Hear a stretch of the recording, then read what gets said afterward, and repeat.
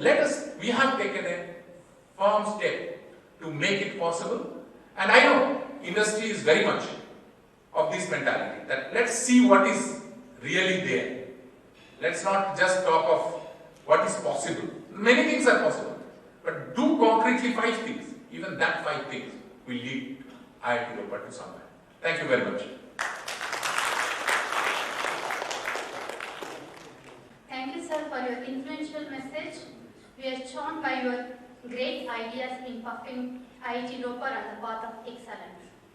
So now it's a time for tea break. I would request all of you to join for a tea break, and it's for 10 minutes, and then we will resume here sharp 6:10. Let's say.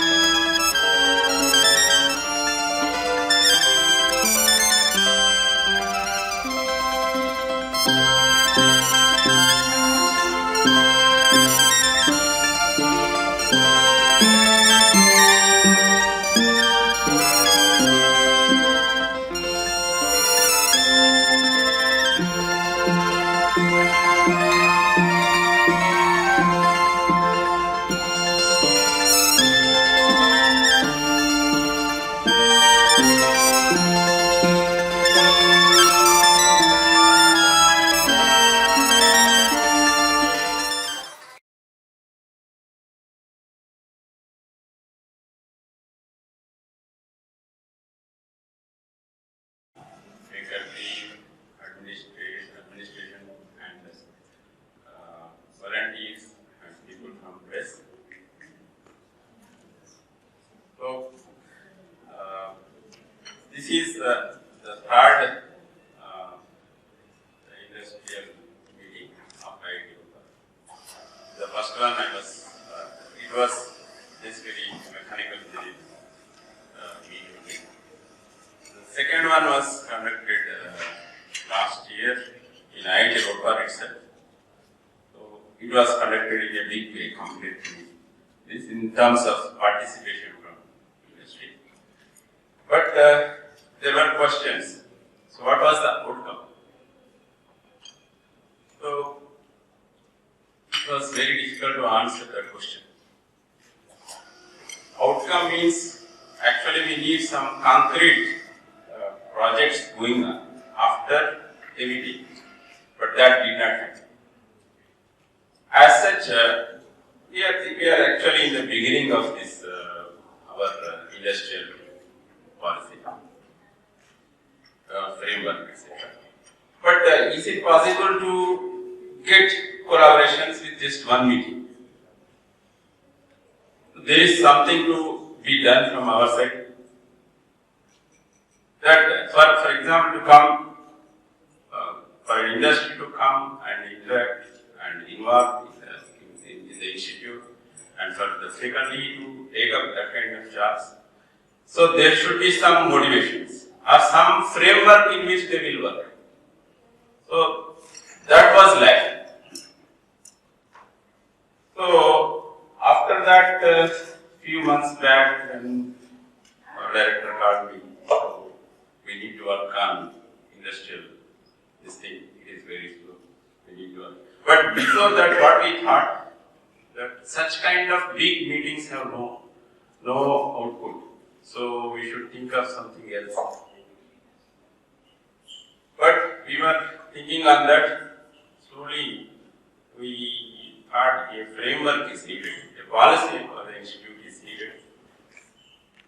So we called a quick meeting. Actually, it is planned just 1 month ago, and the invitations were sent, and then we have today assembled for that purpose. So this is, as our director told, it is not for getting collaborations right away on the spot, but it is to make our policy So a framework in which our faculty also, our prospective industry also can join and work together. So I thank for this opportunity to draft the zeroth version as such of the industrial policy of IIT. See, if we see the background, the share of research and development R&D investments of the USA, so among the world, was 32%, and that of Japan was 13%, and China 9%, and it was only 2.2% in India. And in India, the government share is between 75 to 80%. The private sector's share is 20 to 25%, and that of universities is just 3%. So universities almost not investing in it. While in OECD countries, Organization for Economic Cooperation for Development, some developed countries are there. So their share is 10%, 69%, and 18% respectively. So in this we can see the private industry's participation is more, as well as universities' participation is more, but government's participation is less. But for India, it may be needed, just like our institute has to ignite that. So Indian government also has to ignite that. So for that purpose, they might have put this 75 to 80% now. But this investment over a period of time when we really develop will go, and private participation should increase. Especially the institute participation also should increase in order that we become a developed country. So even in terms of share of GDP, India's R&D spend is about 1% as against a target of at least 4% for double-digit growth if we want. And currently, global investment in R&D is just 1.2 trillion, but it is worth to mention that a significant share of this investment comes from the private sector through their collaborative research with academia. For instance, China has 300 research parks with private participation, and MIT has over 700 companies working with its faculty on projects of mutual interest. So in this backdrop, in our country, there is a need to boost industrial and academic relations in general in India, and therefore we intend to boost industry and IIT relations. So this is the background for our industrial policy. So the objectives of the industrial policy are the following. In order to develop and foster an eco-collaboration between industry and IIT Bhopal for mutual benefits of the partners and improving the global competitiveness of Indian industry, we intend to do the following. To promote interaction between industry and academia, to supply skilled manpower in terms of interns, placements, etc., and to cater to the technology transfers, develop technology institute and transfer to the industry, and to boost local industry in the region. The local industry in the Punjab region, when I was a 12th class student, I used to hear that locks come from here, this come from Punjab. But now that glory I could not see.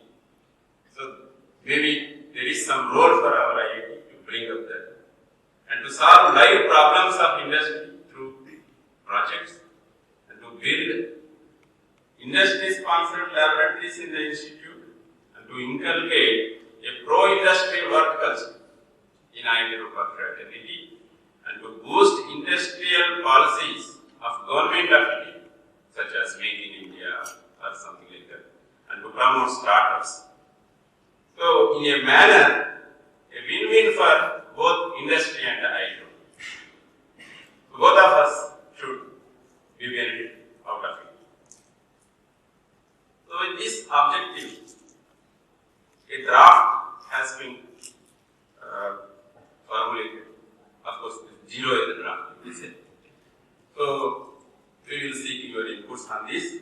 Before that, I will present. So, what for faculty motivation? We need to motivate both faculty and industry to come together and create an ambience where they can work together.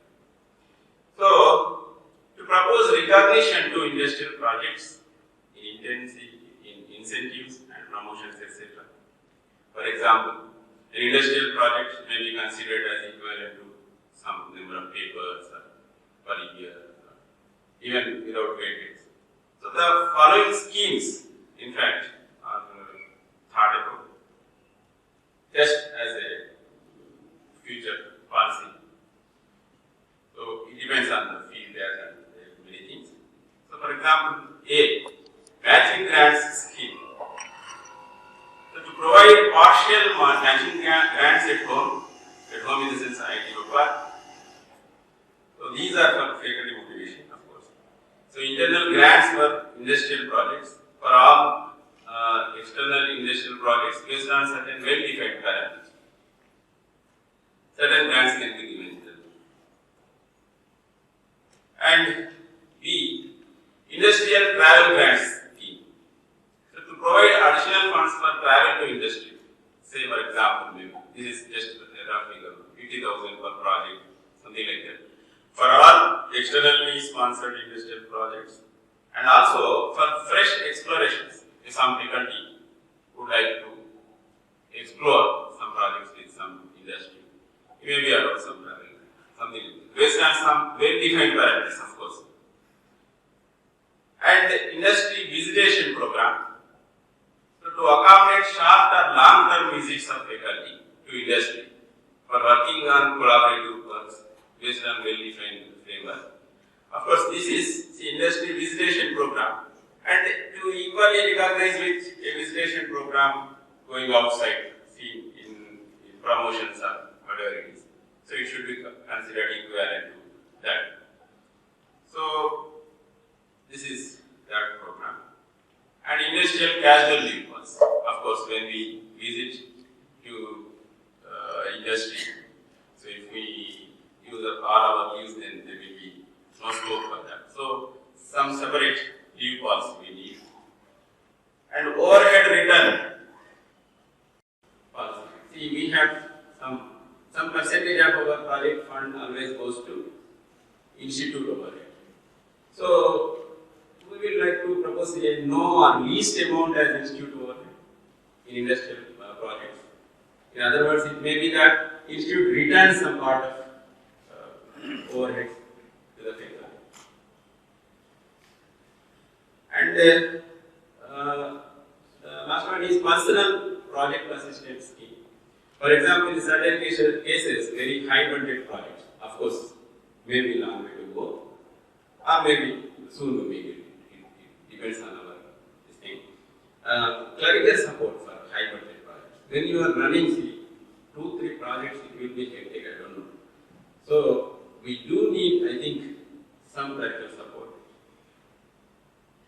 Say for example, for more than 1 crore project, something like that.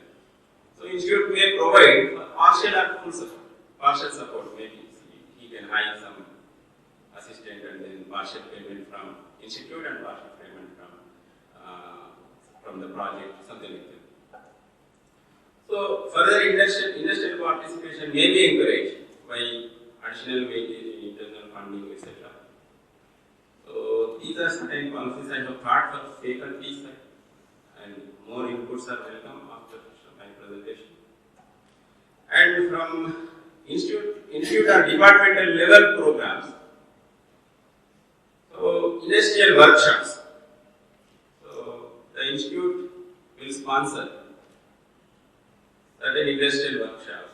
For example, each department may be encouraged to hold 1 meeting per year at least with industry. in their area. The proposal may originate from individual faculty also.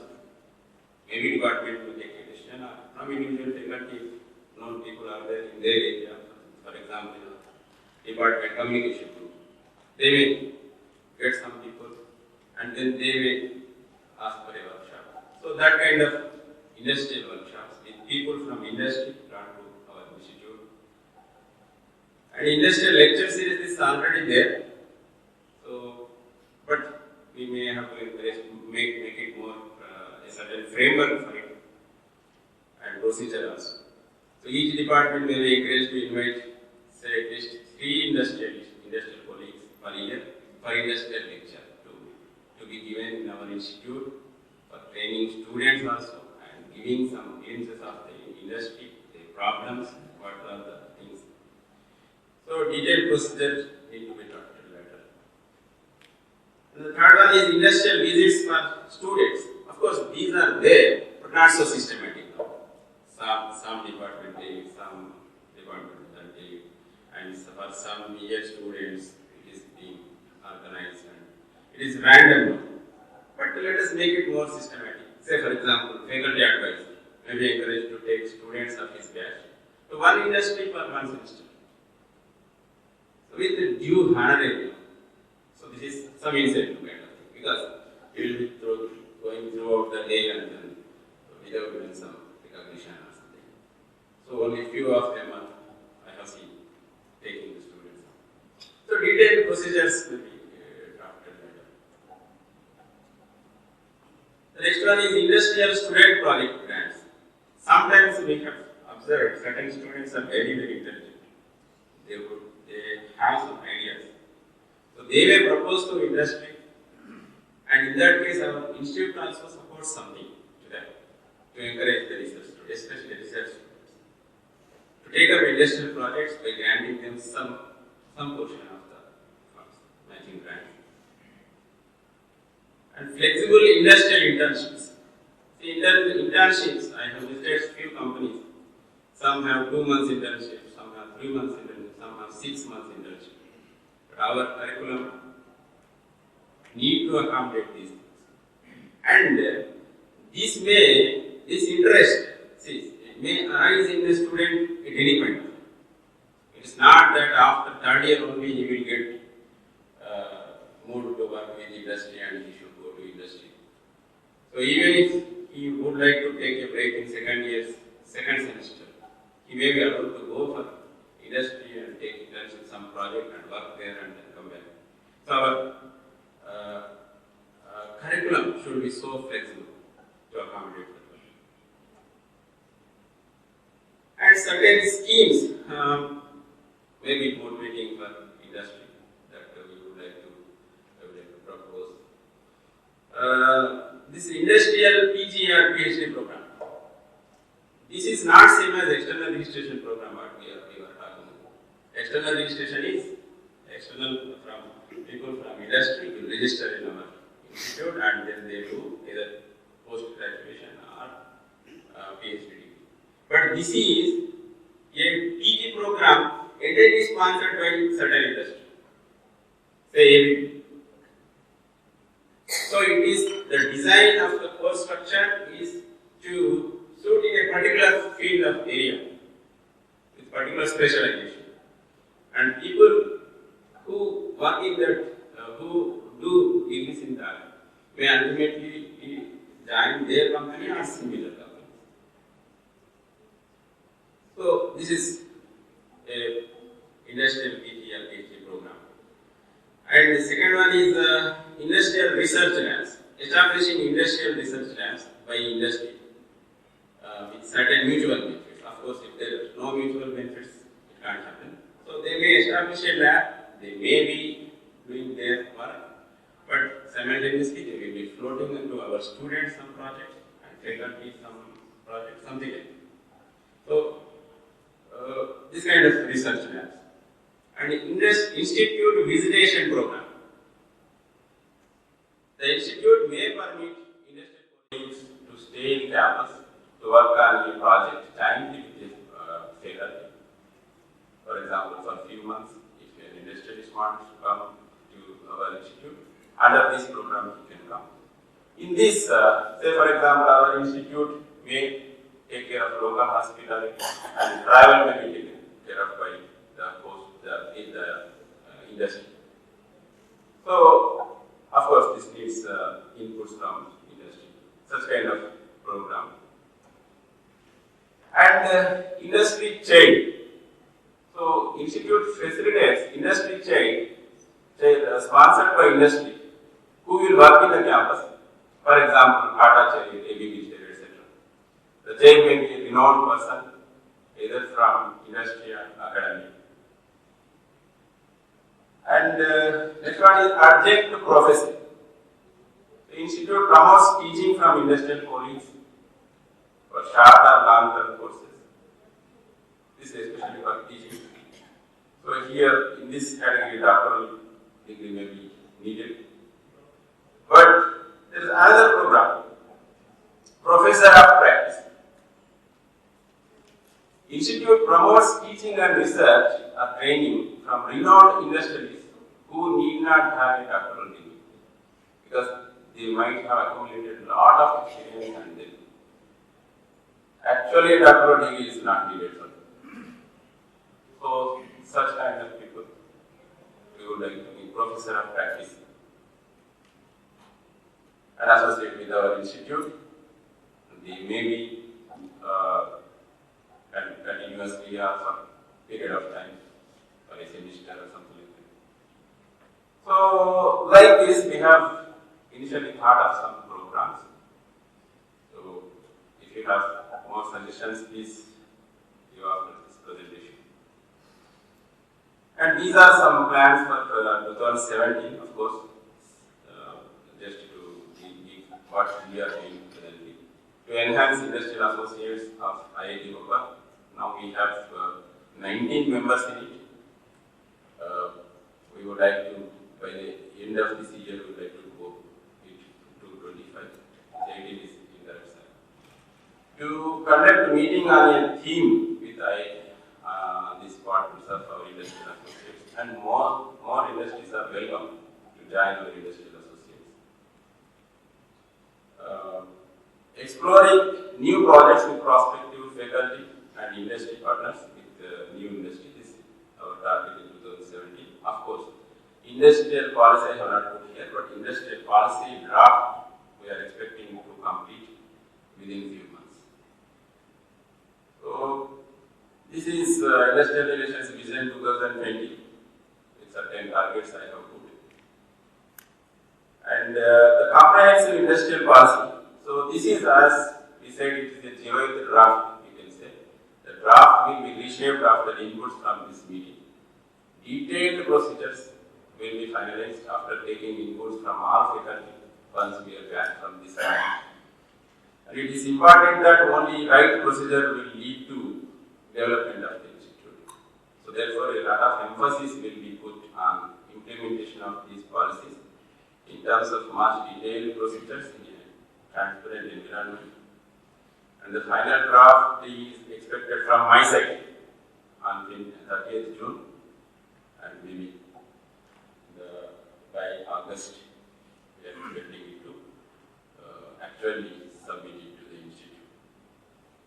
So, further inputs please.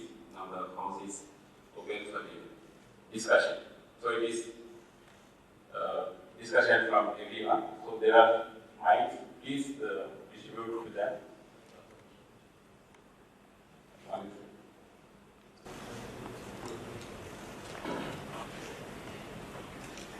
So, what kind of flexibility does the institute offer? What kind of flexibility does the institute offer in terms of sharing IP rights on technologies and things that are being developed in an industrial collaboration?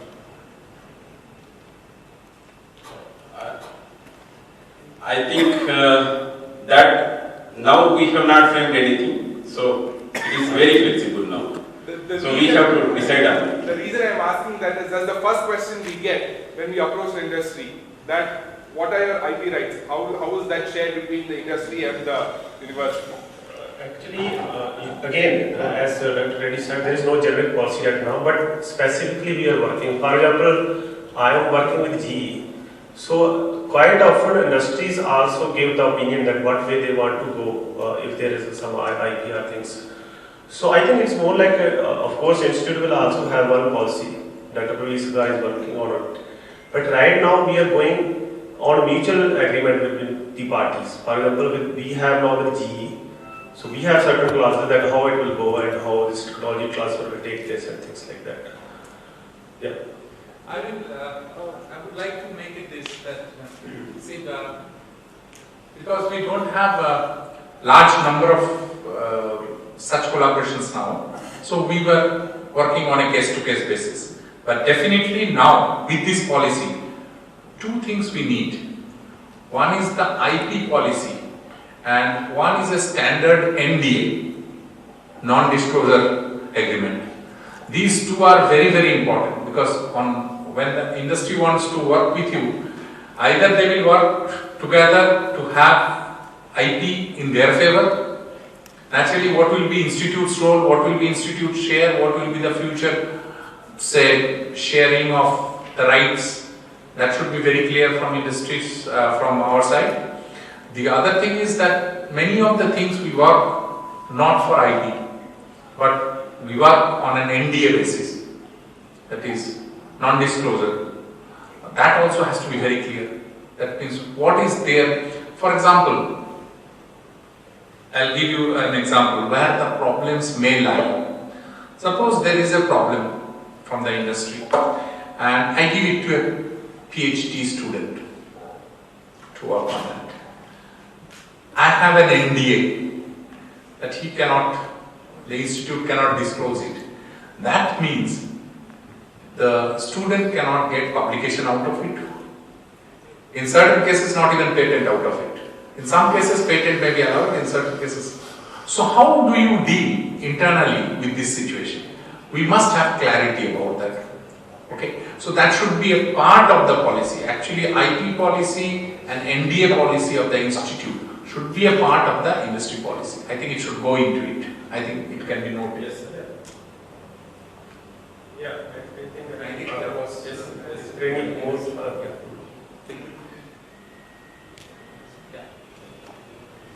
You also elaborate on how you're promoting innovation and R&D within the students.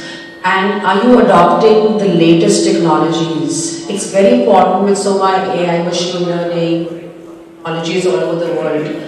So much development of technology happening that students need to stay updated with what's happening all over the world. And then how do they proceed with their R&D, which is aligned with the industry? So are you using any updated technology tools to keep your students abreast with what's happening with the industry? Or are we depending on industry collaborations?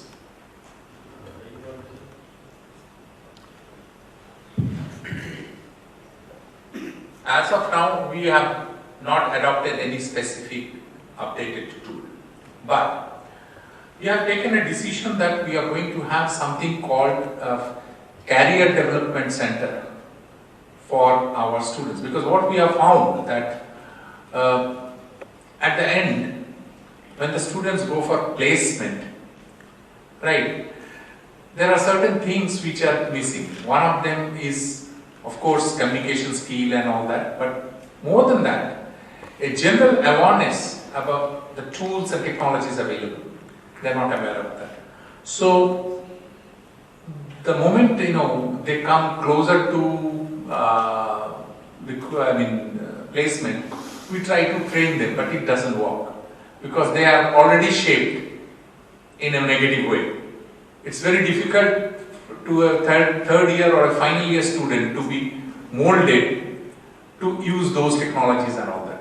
So what we are trying to do now, instead of we are converting our placement cell into a career development center, so that from first year onwards we can start giving them this. So this is still in a nascent state. We have taken that decision. We have not started that center yet, but this year we have planned to start it where we would like to incorporate that. Wait, please. Just to add to that, since he specifically asked about artificial intelligence and machine learning, we do have programs in AI and machine learning, and our students do exceedingly well in those programs. And in fact, they have also been accepted at international universities like Carnegie Mellon with specified programs in artificial intelligence and machine learning. And they're also working with leading industry research labs in AI and machine learning as well. Okay. Let's now listen from the industry. That's what is more important. Sir, I am an Air Commodore with 37 years in IAF, Indian Air Force. Chairman and many director to public sector companies for about 4 years. Sport consultant to a big carpet house. And now I am running a company, industry consultancy service. Till now, for the last 4.5 years, I have interacted with more than 300 industries. And I have worked on our people who are working with me at their growth. We are working with twin objectives. Our first objective is steeper growth of industry through transformation. That is the first objective. And second is to create academia-industry linkages to provide R&D support for those projects which industry themselves cannot undertake.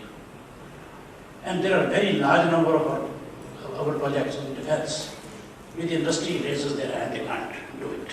So these are the two primary areas. Now if you look at the defense as a whole, now let me specify, I have given some ideas already, but I will send you my mail also. First of all, we look at the equipment that the services have got. We purchased equipment 50, 60 years ago, which is now getting obsolescent. We have equipment in between, but we are not getting space for some reason or the other. And we are looking for the future technologies as well. So if you can divide the total requirement, now a need-based approach is required from an IIT like ours. That means we want to extend the life of our existing old equipment by another 5 to 10 years. That we start getting something better than that. That means we need accelerated testing from IIT Roper. So one area is accelerated testing of the existing equipment. We can increase its life by 5 or 10 more years, but on a very safer ground. We should ensure the services that it will work nicely without much failure, or very failure it will be negligible. Second is samples of all the equipment is practically available which is in use. And most of these samples are being sold on auction as a scrap. I would very strongly suggest that you get close to as many samples as you can which are relevant to your core competency. Maybe mechanical engineering, electrical engineering, communications, whatever. This will be good education for your students. They can open it, break it open at anything. And if you can improve on that model, in terms of its efficiency, by terms of reduction in weight and things like that, it will help these services great. Then there has to be a proactive approach for interaction with the services. Now, if you have to shake hands, you must also take out your hand and we also take our hand from services. Then only you can shake. Both sides should be as proactive as possible. But that way we honestly admit that we have interacted with a large number of IITs and other people for various activities and all that sort of things. I sincerely regret to say that we haven't got much out of that as of now. You have painted a very lovely picture in your talk today, and it appears that you are going to work on a very different way of working, and we can expect a lot from you. So I think you can take on some 5-6 projects from the Indian Army, couple of projects from the Indian Air Force, couple of projects from the Indian Navy, and all your professors and some of the PhD students, etc., who are interested, can take on this sort of thing. Next is industry requires testing facilities. We have a number of NABA labs, but NABA lab, let me be also very honest with you. It is an accredited laboratory, government equipment, accepts it, but the quality of testing is not up to the mark. I'm admitting it. Can IIT become a testing organization of various products, of various types, that the government accepts as it is, de facto? So testing facilities and other things, which is a requirement. Now we are talking about skill development. It's a very, very important requirement. If you look at the industry today in totality, all over India, let me honestly tell you, 95% of the workers, the workforce, is totally illiterate. but they are working on highly sophisticated machines. They have been trained. If these very people were literate, educated, at least to an ITI standard, it would have made a great difference in the product development and things like that. Can IIT, for example, in the area of their operations, let's say for example Punjab, it used to be called Manchester of India. Today where it is, can we bring it back to its original glory? We can. I'm sure IIT should take as a project. Let's get across to the Chief Minister of Punjab. Say let's put Ludhiana and Jalandhar on our map for development on a very, very fast track. I happened to be invited by Mr. Yogi just within 15 days of his taking over as Chief Minister.